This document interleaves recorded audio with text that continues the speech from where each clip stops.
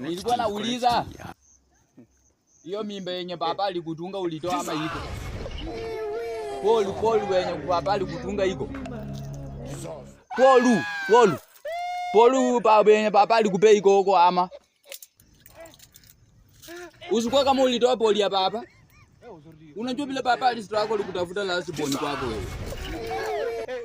Baba kutunga mimba alafu wewe usema ati unataka kutoa wewe. Unajua kwetu tunakuanga wachawi. Tulizaliwa 1999 wasi.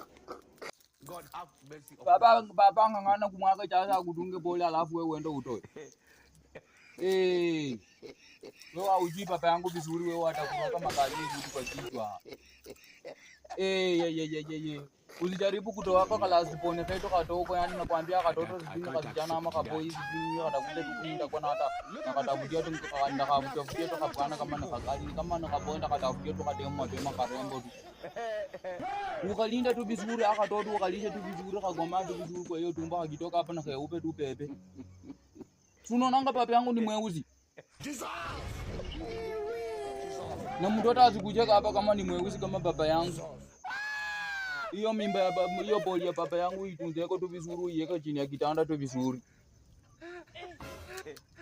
Usipoilinda hiyo poli ya baba yangu ndakuchapa hivi ndakuchapa mangoto jo.